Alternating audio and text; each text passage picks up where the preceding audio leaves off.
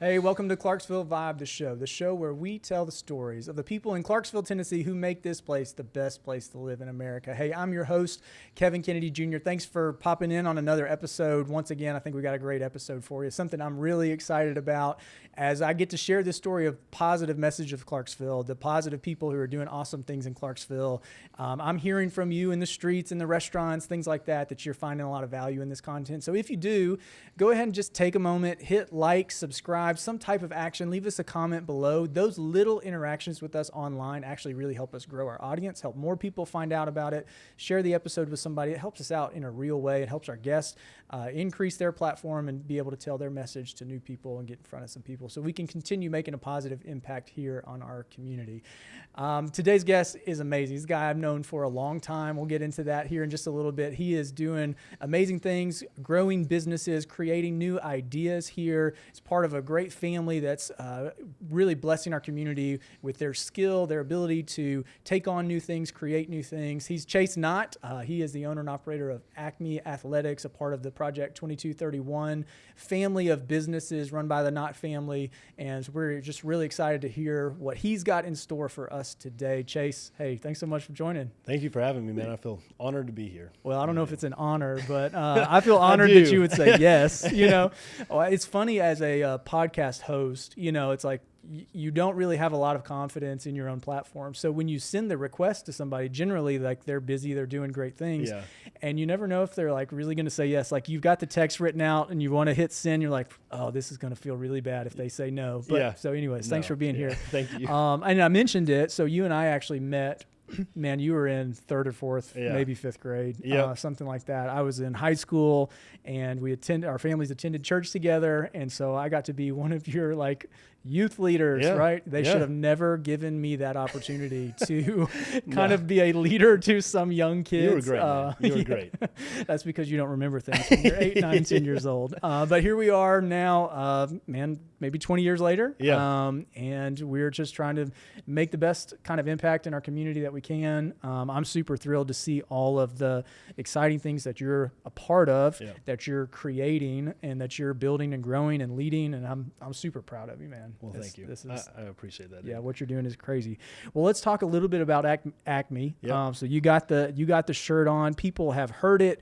They have probably driven by it, going over there into the complex of all the different businesses.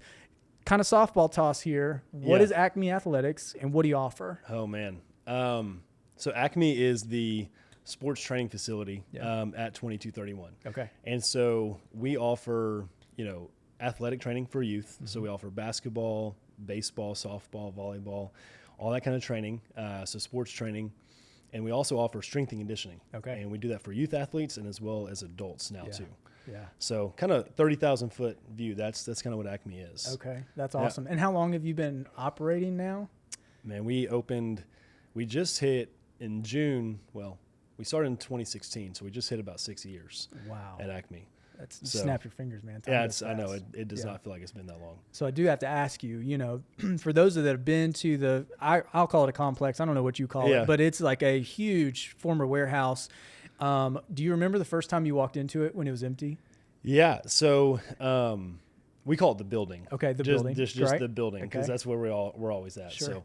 So, I remember walking in and it was just massive. Like there was no walls in it or anything like that. There was one center block wall that kind of split it all up, and we were like, oh my goodness, what are we going to do with this space? So it was massive. I remember because I was in high school at the time when I walked in there. One of the first time, when they first got the building, me and a bunch of buddies went in there and actually played ultimate frisbee in the building. It's just so big. Yeah. Okay. It was a lot of fun, but it was massive. Yeah. Did you have any idea or dream at that point when it was just open and you're playing ultimate frisbee there that one day you could create a business and have it look and feel and be as cool as Acme is? No. Right. So that wasn't even on the radar. I mean, it was in high school at the time, and Mom and Dad, they walked in that building and felt like God was leading them there, and they're like, we're going to do something special with this building. Yeah. And so we walk in and we're like, let's do it. And so it kind of stair-stepped its way up into kind of Acme being there. Miss Lucille's was first. Sure. And so and we started a business and we rented out a bunch of space in the building to other businesses. And as we kind of grew, we found places for those businesses to go. Yeah. And we kind of took over more and more of the building. That's awesome. Yeah. So for those of us or those listening who may not know the whole history, really this is a family operation of multiple businesses in a huge space, right? And so it is mom and dad, Mr. and Ms. Knott, and then you and your sister, her husband, just kind of a whole family affair. You call it Project 2231, which is really just the street address to the building, right? So that's very cool. And we may get into it, but a list of very fun businesses that are really adding a lot of value to our, how many total businesses now? Oh man, we're in the process of shutting 2 down. Yes. And so it was, I think 7 at one point that were in there that we were owning and operating. Right. And we're kind of dialing that back down to 5-ish. Yeah. Well, as you learn and as you grow, there's, some things that you got to change. Oh, yeah. You just adapt and edit and you move on. Well, I'm curious about Acme. So was this an idea that you came up with, or did they come to you with this idea and like, hey, you're a stud athlete, you should start something where you train people to be as cool as you are? Oh man. Yeah. It was kind of both actually. So the space in the building was coming available. And it was right as my senior year in college was coming to an end. And so I was trying to figure out what I was going to do. Yeah. At the time, my main, job was kettle corn. Okay. So still doing that today, still making kettle corn. But I was trying to figure out like what I was going to do. The space in the building was available, and we didn't have, especially on our side of town, we didn't have anything like Acme Athletics at the time. And so it kind of seemed like a perfect fit. Mm-hmm. Like I love sports, I love athletics, and so let's see if we can make this happen. And so we did. I jumped off, and that's awesome. Yeah. That's very, very cool. So tell me a little bit about what you think makes Acme special for athletes today. So I played sports locally here growing up, was never really good at any of them in particular, but, played through high school and had fun doing it. You played through high school, had fun doing it. I didn't really have a lot of extra training. I don't know if you did necessarily, but now for an athlete to maybe engage in some training as early as 3rd, 4th, 5th grade sometimes. Right. What makes Acme special as far as giving kids the opportunity to get better at the game they love? I think what makes Acme special is, number one, the team members we have at Acme. Yeah. And so I think that is like our number one draw is we have really great coaches at Acme. And so, the squad that helps run the day-to-day operations are good too. Mm-hmm. I mean, they're great as well. Right. They're not just good too. They're great, but no, I think that's what the draw is like we have really great coaches. And, another thing that we kind of added this past year that makes Acme kind of a cool spot is while your kids are training, we actually just added an adult fitness program as well too. Yeah. And so now kind of adults can train at the same time as their kids. Yes. But the coaches do a really good job of, really investing in the kids and trying to help them and see what their goals are and make sure they're not just coming in and, leaving after practice and there's no communication. There's the coach is kind of helping them through all aspects really. Yeah, so that's awesome. So random question. If you had access to Acme when you were a kid, like what could you have done with your athletic career? Yeah. So funny story. So the answer to the question is I would be dunking more consistently in high school. First of all, I don't know that you ever could dunk anyways. You're saying more consistently. Right. So this is actually a funny story. So going into my junior year, me and my dad had a bet, and it was either if I dunk it on the first day of my junior year, then my curfew would go to 11 o'clock. The things you negotiate. Yeah. As a 16-year-old, right? Like, yeah. I'm trying to stay out a little bit later, Dad. Come on. And but if I didn't, it went to 9:30. Okay. So there was a lot riding on it. And so that whole summer, man, I was training. I was doing box jumps. I was doing ball slant, like everything you could do to increase the vertical. I was doing it. Yeah. And so the first day of junior year rolls around. And I also had a side bet with my buddy Bajan Glosson, who went on to play for Guam, their international soccer team. So me and Bajan grew up together, but we had a $50 bet on the side. And so he told the whole school, he was like, hey, I'm about to win $50 off Chase. Chase can't talk. And so after school, like the whole day, I'm nervous. I'm like, oh man, this is gonna be bad. So he had like 50 people in the gym to watch me fail at dunking. And so what a friend. Yeah. Cause he was like, I'm about to win this, about the easiest money in my life. So we go in there and I get it. Like, and I think it's just the sole reason I got it was just for the adrenaline rush that I had for everybody in there. And so I dunk it once right there. And then pre-social media. Pre-social You're old media, enough to where this was not on social media. Right. But if it was today, it would be Instagram Live. Yeah, I would have been the next Mac McLung. You know, no, but after that, I got that goal. Yeah. And then I honestly just like quit trying to jump as high. And so I did it. Yeah. I didn't dunk again until I was in college. Wow. And so I think if I would have had Acme, I'd have been more consistent with my training and more. I love the story though. Your dad's so smart. He's like, so the most important thing to you is negotiating curfew. Right. Like here's if you work hard enough, you achieve this goal. And then, along the way, a nugget of parenting is dangling this thing in front of your kids to give them something that they have to work really hard for, and then knowing that they can achieve it. Right. And so it's probably a gift from your dad that he dangled that out there. And, of course you got some extra time. Yeah. You mentioned some of the coaches, and I'm just going to drop some names because I know you're humble enough to where you don't want to just brag on people, but these are some legendary coaches. So for basketball, you've got Ted Young, who is Clarksville High's just legendary high school coach. And to think that at this stage of his career, he's wanting to take some time in the gym away from school to invest in some kids is really profound. Jen Geringer is basically the queen of volleyball here in town, right? I think volleyball, what's interesting about it is it's now where soccer was maybe just a few years ago, where when Kelly Guth came in and created her soccer program, as a whole generation of athletes rolls by, now we're competing at really high levels. And volleyball, I feel like, is taking that turn where girls are actually starting to gain the skills as early as they could instead of just trying to pick it up in 9th grade. And Jen's been the pioneer in making that happen. So tell me a little bit about those two people and what they mean to Acme overall. Yeah, when we first started Acme, it was like we have to have great coaches, right? And those were the first. Like Jen was actually. So Jen was training in Acme space before Acme ever existed. Okay. So she is the original, like, she was there first. Like, she was the first person ever in Acme. She's got that golden ticket. Yeah. She tells you when she's going to be there. Right. Yeah. Basically, yeah. No, Jen is amazing. And she does she's done so much for the volleyball community here in Clarksville. Yeah.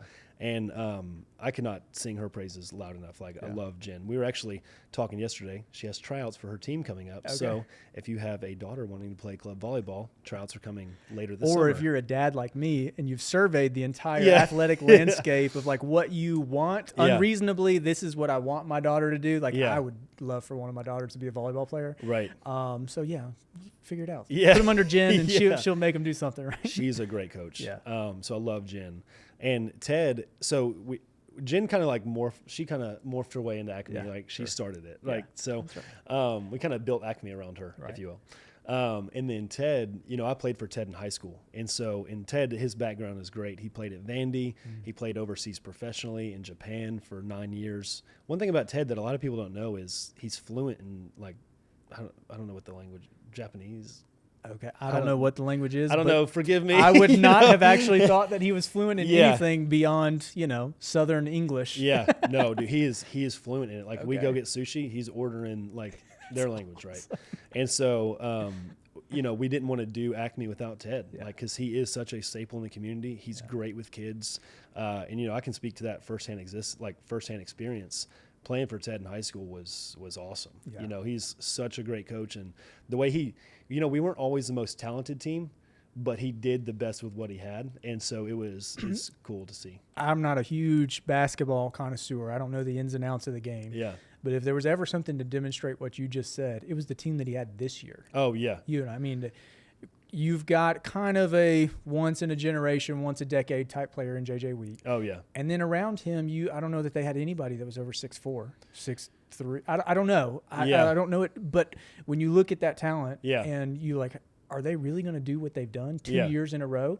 And he pulls it out of them. Yeah. And you're just, you're so impressed. And I like to see him do a lot of one-on-one coaching. Oh, right? Yeah. I feel like he really connects with kids well. Oh, and, even at this stage of his long storied career, I still see some joy coming out of him where he likes to see kids achieve new things. That's his favorite thing is coaching. Like, honestly, like he's tall, he's 6'9", so he looks intimidating, but when he starts coaching kids, like he's their best friend. Yeah. That's maybe awesome. not in high school all the time, but definitely the younger age group. Definitely the younger age group. That's it. Well, let me ask you this. So when you're running a business like Acme, you know, you're trying a lot of new things all the time, right? There's no roadmap for creating something brand new. You're not copying someone's model at this point. So you're trying new things. How do you get to kind of prioritize where something's going to go next? Is it an idea in your head, you run it by people, and then you just try it? Is it's an idea in your head and we're just going to go for it? Or how do you make decisions for, hey, last summer we did a volleyball camp. This year, instead of doing a camp, we're going to do training sessions? Because there's so many different options that you could go with this thing. A lot of it, honestly, is listening to the coaches. Okay. Right? Because the coaches, they're with the players every day, and the families who are making decisions. Exactly. And so that is like our best, like, you know, I don't know, the polling that we can do, because the coaches are there, they're listening to people. So we listen to the coaches to say, hey, this would work, this won't work. And then we look at our schedule to see, will it work? And then if it does, we do it, right? And if we don't know, because the thing about Acme is and we're kind of transitioning a little bit, but in the past it was basketball runs this way, soccer runs this way, volleyball runs this way. And like every sport was its own business essentially. And so it was like running 7 different businesses. And so it could get kind of confusing at times. Yeah. And if it didn't work, you know, it was like, okay, it doesn't work. We'll chalk it up and then pivot, take what we learned from it and then add that into the next thing we do.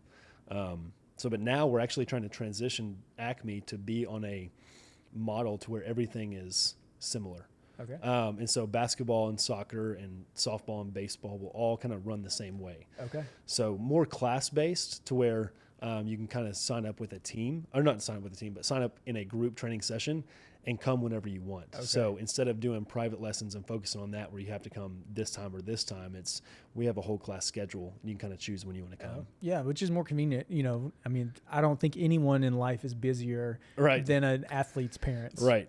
I mean, they are on the road all the time, barely getting off work, you know, trying to run through a drive-through and make something happen. So convenience is key, and, you know, relationships are key. So when they got a coach that they love, giving them some options to be able to connect with them is cool. Who are some people that you look to as you're kind of developing your business philosophy, you're creating your business model? Who are you looking to model things after?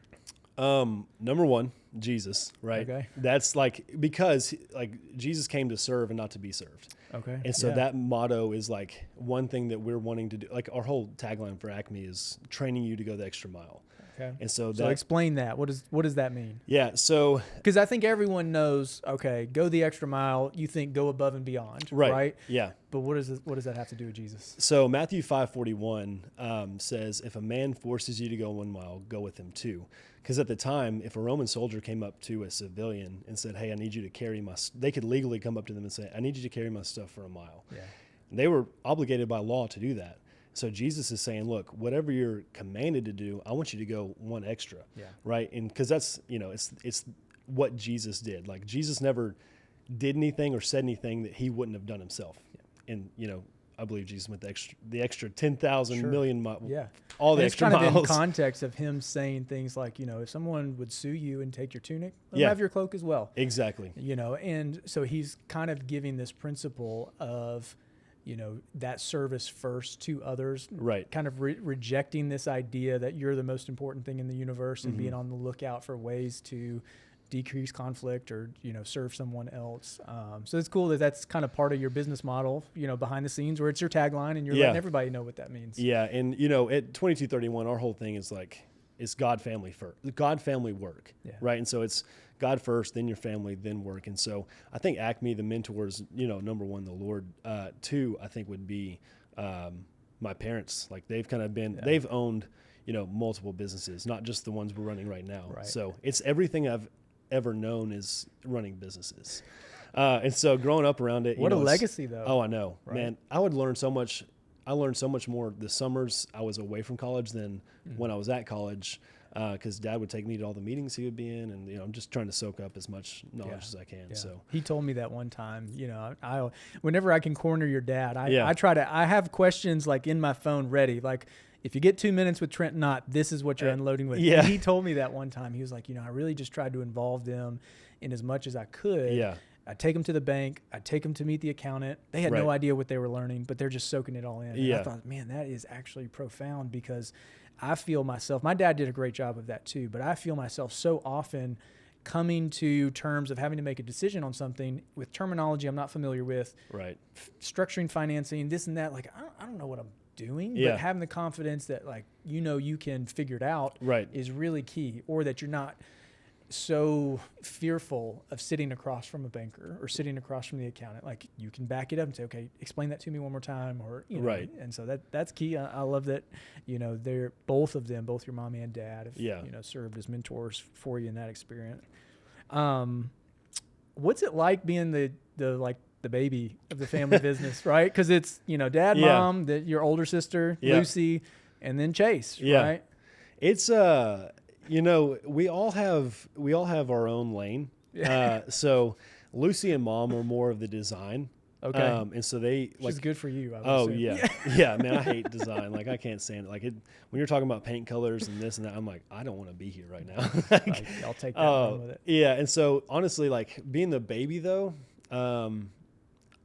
hadn't been too, like, I wouldn't think there's anything bad with being the youngest. That's what you've always known. Yeah. Yeah. So, but yeah, we all have our own lane. Mom and Lucy, they're great at design. Yeah. And then Dad is, me and Dad and John, my brother-in-law, are all kind of like, hey, let's build it and get it done. And figure Is it there out. any one of you who's like the dreamer that's got to be pulled back into what the others think is reality?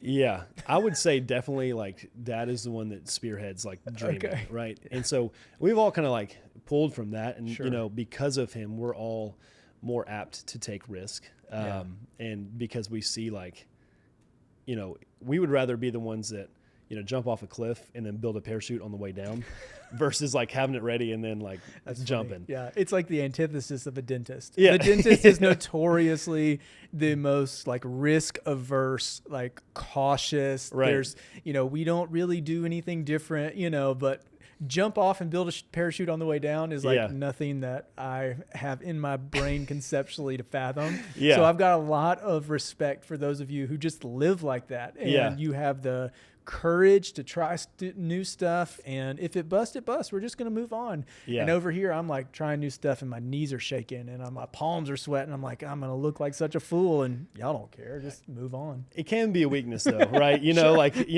Planning to fail is failing to plan. You've heard that, but so we hire our weaknesses. Like, we know we're not good at planning for the future. Like, we dream too big sometimes, and so we have a lot of people around us who are like, hey, we probably shouldn't go that route, or we should maybe do this. And so so I would say for the most part, the whole family collectively is like dreamers, and then Mom is definitely like, hey, we need to pull back a little bit. So you're the guy behind Acme. Of course, you said there's 5 to 7 other businesses, right? We've got City Forum, which is really Clarksville's premier spot for family entertainment, arcades, go-karts, laser tag, all this cool stuff. There's also Dock 17. There's the Madison Room, Miss Lucille's Cafe. Yep. I don't know if I missed one. I apologize if I do. But what are you involved in any of the other ones? Like, oh yeah. What else do you do? Yeah, 100% of my time is in Acme, and the other 100% of my time is in all the other businesses. And so that's where the baby gets like, hey, Chase, I need you to do this. Yeah, I'll do it. Man, it's we have I would say really, like, when we start a new business, obviously we're all kind of focused on that. Yeah. And then we'll kind of come back and put the pieces together for the other businesses. And but right now we're actually, in the process, the Madison Room, we're shutting it down. Okay. And so, but we're actually replacing it. We're putting mini bowling in there. And so that's going to be extension. So right now, like, we just left a meeting before we came here we're meeting about that and talking about, hey, what are we going to do with this space? And so I actually love that because twice I have been dragged to Franklin to their little mini bowling thing for my 4-year-old and 6-year-old to go mini bowling because the bigger lanes are just not quite as fun for them. Right. So that's, I mean, I'm super excited about it. That's going to be very cool. It'll be, so during the day, it'll be all for kids, but you know, we're thinking like after 6, 7 o'clock, it'll just be adults only in that room. Awesome. So that's a plan. But yeah, I think that, you know, most of my time is spent, I would say it's evenly split between all the businesses, that's honestly. Crazy. Yeah. So, cause me and John, my brother-in-law, like we focus on marketing. Like we have people on our team that help with like taking pictures and things like that. But as far as like paid social and this and that, like that's really John and myself. Figuring it out, huh? Which is, you know, I mean, can you imagine having a formal degree in marketing? I don't know what your degree was in, but then trying to translate that to this ever-changing world, because as soon as you think you understand, like, okay, what kind of impact can I get for this level of budget in this kind of target audience on this platform? I mean, you snap your fingers and the algorithm changes and the process to set up the ads and I mean, all of that changes. But I obviously see your stuff. I pay attention to it. I try to learn from it. And I think you guys are doing a great job if you're not, you know, paying somebody else to do it. Right. So. Yeah. And you know, in college, my degree was entrepreneurship. It was basically learning definitions and it was not like I learned more here, but, I think for marketing for us, like you have the branding and you have like the direct response. And so I think we're trying to lean more on the direct response side of things. So yeah, it is ever changing because half the stuff you learn in college, like especially where I was at, it was a good experience, but they teach you how to market for like Coca-Cola or Procter and Gamble, and you have millions of dollars to work with, and like we don't have that, so we have to like be as frugal as we can. And especially in this town because you're such a staple in the local community. You know, I feel this pressure sometimes. You know, when you're dealing with something like Acme Athletics, I would imagine just like a pediatric dental office. You know, you get requests to sponsor every team at every high school, every fundraiser they have, right? And it's hard to really prioritize these dollars from a business perspective and yet still communicate that I really care about you as a person. Right. But there's 9 high schools here, and each high school has 7 athletic programs, and it's really just not sustainable for us to do this for everyone. You know, we're not Bridgestone. Right. Yeah, that's exactly right. But it's, you know, it's still a blessing to be able to serve kids from all over the community. Right. But as a business owner, you got to make tough decisions along the way. Right. You mentioned that you're an entrepreneur, and I know that like mindset continues to grow from you. What are some things that you're learning from? Like, because as you mentioned, your learning didn't stop when your degree got issued, right? It's still, tomorrow is a learning experience, but where are you going to grow in your mindset? Where are you going to grow in your leadership, kind of your understanding of how you want to move your businesses forward? I would say a lot. I listen to a lot of podcasts and read a lot of books on management, entrepreneurial things like that. And so I think that's one. I think, you know, two, just being around other entrepreneurs helps a lot. And so being around people like you or, you know, mom and dad. If there's anything you can learn from me, it's like, no, I can. If he can do it, then I can do it for sure. So there is a level of comfort when you like lower the pedestal and be like, okay, well, I'm definitely more skilled and talented than he is. So I can do that, right? If you ever need more confidence, no, you're selling yourself short, man. That's for sure. No, but I love this. There's one. I will mention this one guy on YouTube that I go to. He does a lot of free content. He actually went to Vandy and he started a whole gym. He started a whole gym business and sold it. But his name's Alex Hormozy. And so he has a ton of like free stuff on YouTube and even his website. And so it's all about like lead generation and, you know, a client's experience from when they first walk in the door till so it's like a ton of valuable stuff. So I spend a lot of time like listening to his stuff, but also there's other books I read as well too that trying to keep it all, because, you know, if you spend too much time on marketing and then you're neglecting the management side of things.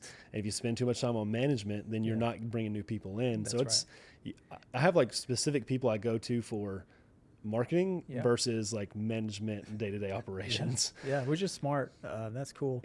So what are you involved in the community outside of Project 2231? I'm actually part of a nonprofit ministry called R41. Okay. And so R41, it stands for Right for One. Okay. And so it's Right for One Ministries. And so we are a homeless ministry, and the whole point is to get people right for one God, like right for one. And so, but then down from there, it's like right for 1 second, right for 1 hour, right for 1 day. And so been part of that for like the last 4 years, really. And so our whole goal is, one, not to enable homelessness, but to introduce people to Jesus and kind of witness to them, because we believe like once they get attached to the vine, then fruit will start coming, right? And so we've seen a lot of success, man. Like we've had countless of our people that we're ministering to are actually now volunteers. Wow. And so our whole goal is like, hey, let's witness Jesus. Obviously, that's our number one goal.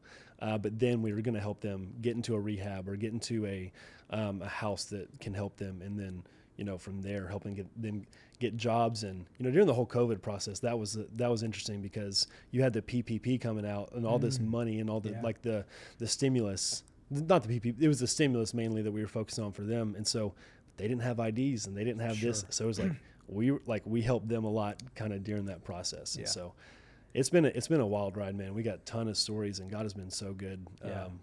It's really interesting because I feel like when you're doing very practical level resources in ministry to people who might be under-resourced in whatever way, you find out really quickly how difficult it actually is to navigate some of these waters, right? To get an apartment, you need, let's say, 2.5 times of your net income. You've got to have no criminal history. You've got to have a consistent work history for 4 pay periods or something like that. And that's just to get a reliable place to stay. The alternative is, when you don't have that, is, a hotel room, which costs more than the most luxurious mansion there is on a monthly basis. And so what I think is really amazing is for people who have lots of high-level skills to be able to recognize some needs and still be patient enough to work through some still very challenging issues, these problems, these challenges that are in front of some of these people that we know and care about, and want to give them the dignity. They're not just snap your fingers and solve it. And it's not just throw some money at it and it's fixed. Because like you said, like, it's getting an ID. And then as you go to that, like you get there and you realize, man, to get a real ID, like, you've got to have 2 proofs of address, but I'm trying to get an ID so I can get an address. And how does all of this work together? So, R41, Manna, YAPAC, our community's full of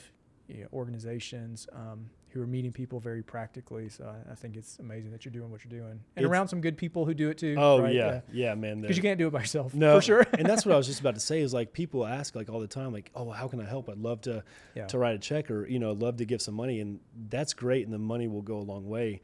But Jesus says the harvest is plentiful, but the laborers are few. And so it's really kind of, hey, if you want to help, like, we'd love to have you at R41 helping us lead a Bible study or helping us on a Sunday. And so, oh man, but we've got like the guy, and I would say all my other mentors, not all of them, but a good portion of them are the guys at R41.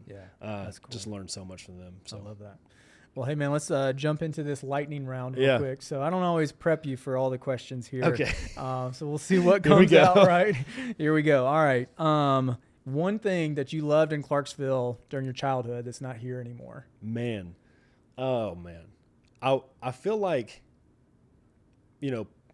we always loved going to putt-putt. Yeah. Like, it was there. And so I think like in front of the mall putt-putt. Yes. Because you had the outdoor go-karts that were there, and you had the arcade inside, and we always used to take field trips there. And so it was just such a nostalgic place. Like, it really was. Growing up, I spent all my field trips there, Yeah. It was a lot of fun. So I think I definitely miss going there. That's cool. A place you'd get dropped off by your parents. And you'd walk over to the mall. I don't know if you did that. We did. I don't know if we were really allowed to, but because it was like a putt-putt and then go see the movies type night. It is kind of strange, because if you go into that kind of Governor Square area, that area of Walmart now, and think 20, 25 years ago, however long ago it was that we were kind of that age really enjoying those things, like, we went from putt-putt, which is kind of where Rock and Roll Sushi and all that stuff is now. We'd walk to the mall, walk through the mall by ourselves. We'd walk to Target, walk to Steak and Shake.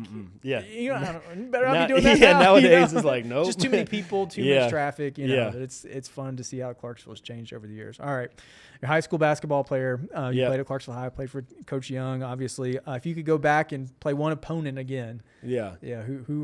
Who's at the top of your list? Man, it would be Memphis East. It was like the last high school basketball game ever that I ever played. And so we got put out in state. So we won the first. So you made it to state. We made it to state. Okay, cool. And so we made it to state, won the first game. The second game we got put out, and half our guy, like me and 4 other starters, all fouled out.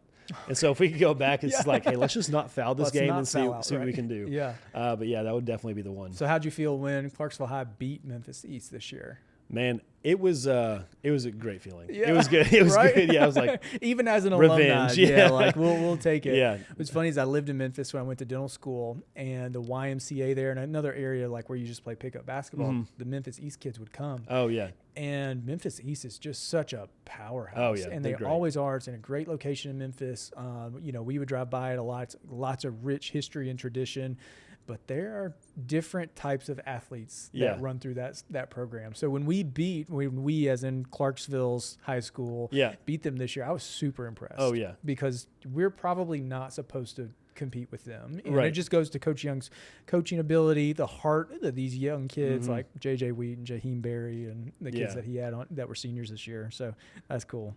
Whenever you can put Memphis down, do it. All right. Family game night at the Knott house. Who's the most competitive? Oh, man, that would be Lucy. Really? By far. Like, yes. Like, we're trash talking, but like when I don't know, man. Like, she's just super competitive. Like, if she's losing, she's gonna try everything she can do to win, and then let everybody know as well too. So, and she would tell you that sitting here too. Like, she's very competitive. Okay, fair enough. All right. So Acme offers all kinds of different sports: basketball, softball, volleyball, soccer, whatever. Like, what would you be least competitive at if you just like rolled out into the middle of a training session and tried to do? I would say, you know, one, trying to hit off of the girls who are pitching softball, like they're a lot closer than baseball. So I'd say that would be pretty hard. But I think probably the hardest thing to do would probably be returning a serve from one of the volleyball players, or like not a serve, but a spike. Right. Because digging down and I don't think I'm that flexible anymore, and they would destroy me. They would destroy you. That's awesome. All right. Last question. Favorite menu item at Dock 17? Man, I would have to go with our wings. The wings are amazing. We have a huge smoker in the back, so we smoke all of our wings. And then my favorite are the blackberry jalapeno wings. And so it's got a little bit of a kick to it, but it's sweet at the same time. I have not had those, but I will. I'll write it down. They're really Write good. it down right now. Go try them next. Tell me what the Chase special. Get the wings. They're the best. That's awesome, man. Well, this was a really fun episode. Lots of great content. Hey, thank you for making it to the end of this episode. If you would, just go ahead. Leave Chase some comments below. You can trash talk him. Imagine you're Lucy and you're his sister and you've just, doubled down on him on Uno or something like that. Leave him some comments below. Share this. Share it with a friend or anyone that you knew that he mentioned. I'm sure they would love to hear the stories that he shared about them. Thanks so much for making it to the episode.